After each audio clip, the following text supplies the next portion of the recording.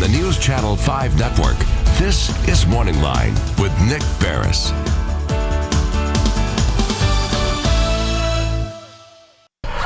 Good morning, everyone. Thanks for joining us on Morning Line here on a Tuesday. It's good to have you with us. Going to invite you, as always, to join in the conversation. We'll get the phone line up there in a moment. We're speaking this morning with one of our regular monthly guests. It's good to see him. It's been a bit since we have last. And with us this morning is Davidson County Sheriff Daron Hall. Good morning to you, sir. It's nice to have you on. Thank you, Nick. Happy to be here. Good to have you here. And, well, as always, we'll open up. And I've got things to hit you with. I know since it's been a while since you've been on, just a lot has happened. And people like Joe and others, I know had called in when you weren't here to pay their respects. Your father passed away. Yeah, my father passed away, about 2 weeks ago now, and he was 79, about to be 80, and but he had last part of his 7 or 8 years he'd had a neurological disorder that prevented him from talking, but he was very healthy other than that, and checked out everything, and but he had a fall on a Thursday night, and it broke 8 of his 12 ribs, and the right side of his body was pretty banged up. The thing you never think about, and I'd never gone through, was he couldn't communicate, and he couldn't tell you what was wrong or what was hurting, and so my mother and I took him to the hospital, and of course the doctors did the best they could, and for 24 hours or so we were pretty optimistic that we could get some things done, but at some point you have to make those decisions about can you really redo, and a lot was going on with him, and I think it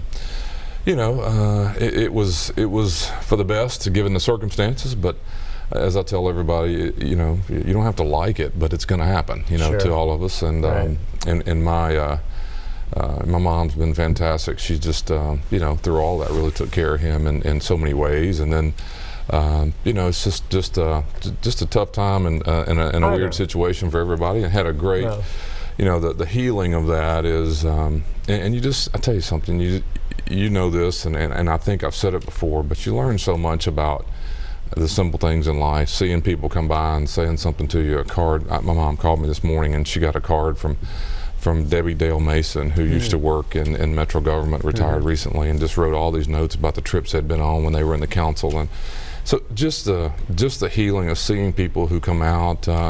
There's a woman I worked with 25 years ago, and she's in stage 4 pancreatic cancer, and probably the prognosis isn't great, and there she was in line with obviously the effects of the stuff that she's going through, and I just questioned myself, would I do that? And the answer is I don't feel very good as a person when I evaluate me versus what a lot of people do for you, and it's a humbling experience, because there were kids that played sports with my dad when he coached them, and we were this big, and then there were people who, these are names you would know, but Carney Patterson, Charles Fentress, Frank Harrison, Melvin Black, and Joanne North, and for a while we could have had a whole bunch of Metro government stuff going on, and I don't know, it's one of those things we all experience, but the things that stick to you are the people who, I don't know, reach out in their own way, Well, and it was a very nice memorial, but it's like to pay respects to your father, who was so loved, and everyone knew him from his days in the council and all of that, such a good man. But those things are for the family, I think, and to see you and to meet your wife and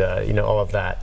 But and your mom's doing all right? She is, and I want to say this. She told me this too. You guys did a really neat memorial to him, or a story about it. There was a woman who was on there. It was just a really cool situation, and told a story or two, and and it gets the word out, and the way the world is now, and we're all living so fast, and without that, a lot of the friends and family wouldn't have known. It's no longer the kind of always have a bitterness about what it costs to even put something in the obituary. I think it was like $1,000 or something to put something in there, and it was eventually in the paper. But just I appreciate this, this network and the people that were there, and there's so much of that, like I said, you just never forget it, and when it comes time, you realize who's there and who makes you feel better. One woman I haven't seen since high school, and I won't ever forget, there was walking through, and you're greeting people, and there she was next, and I won't ever forget what she said. She said, "Save your words." It was just, I'm just here, so people who, it was, that's cool. And even some people who I don't get along well with, and it makes me feel bad. they came and I just thought, you know what, that says a tremendous amount. I feel differently about them because of that. So I'm going to be a better person. That's my goal. So. Yeah, that's great. Listen, thanks for coming on again today. And I know some people want to express their condolences to you throughout the show, which is fine as well. But he's also here to talk about other issues. And I was just going to ask you about this. It's interesting. Today there's going to be a transfer hearing for a 16-year-old who was arrested for this case, as you know, not far from where you and I work. It's across from Nissan Stadium there at that Exxon. There was a rideshare driver last week shot in the stomach during what appeared to be an attempted carjacking. Then it comes out, of course, that this kid had apparently, 16, walked away from DCS because they had given him a weekend pass, which you got to wonder what that's all about, and they're reevaluating. But also, he had 2 prior aggravated robberies. This is the 3rd one. It's going to go before the juvenile court judge, Callaway, today. I personally will be stunned if she doesn't transfer him, but it's her call, and she'll have to balance his rehabilitation and age against the nature of his seriousness of his crimes, and the public safety. Right. So your thoughts on that? As it stands now, I guess he's in secure holding at juvenile detention. Yeah. He's not in your care. Yeah, so the law, that's a good question. The law allows that if the judge determines to move it to adult court, he could stay in an adult facility. Now, the irony of that is, but then he still can't be with the adults. Right. Now, that hasn't happened yet. No. So right now, he still is over in juvenile detention. He is. Okay. But physically, even if she says today he is transferring to adult court, we could, and we have over the years, take the physical body into the jail. But once you do that, you can't allow him to be around the adults in an adult facility. So what happens to places like ours becomes very difficult to manage juveniles that are bound over, as we call it, within the adult facility.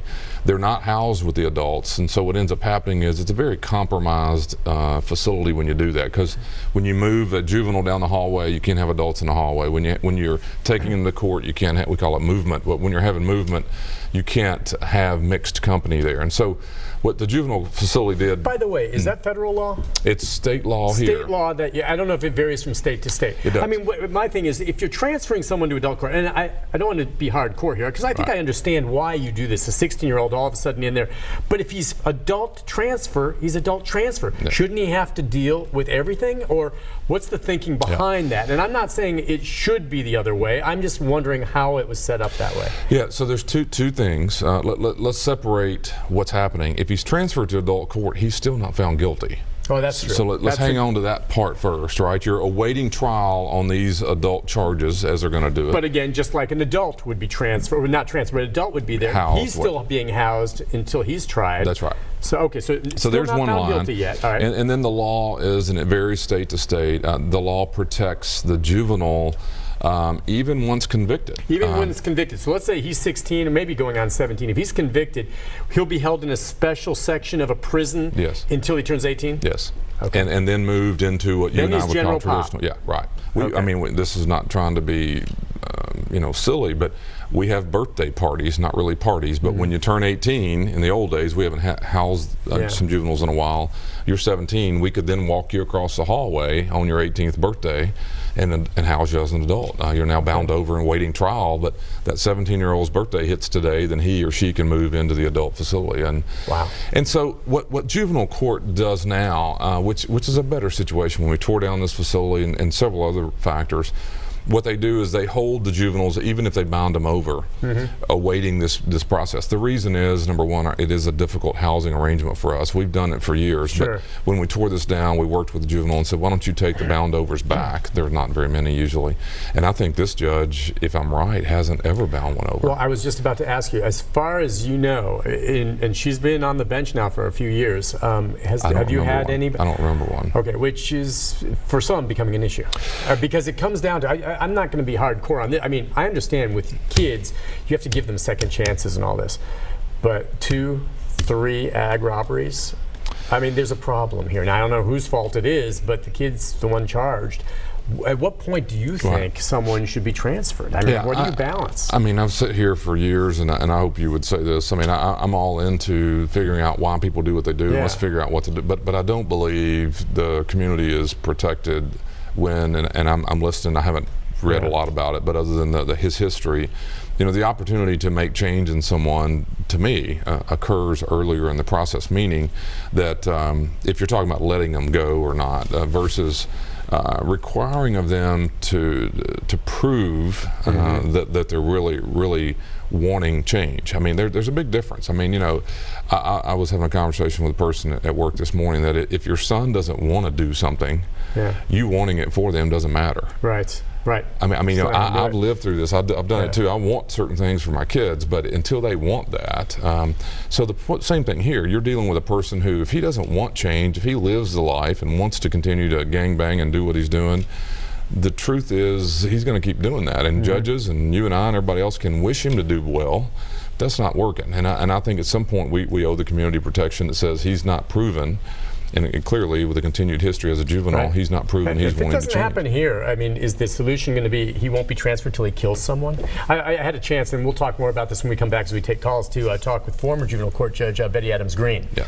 And, you know, she had a way about her, too, that was unique, and she believed, obviously, in rehabilitation, but also she believed in consequences. And you get enough strikes, and you're going to pay the piper. I don't care how old you are.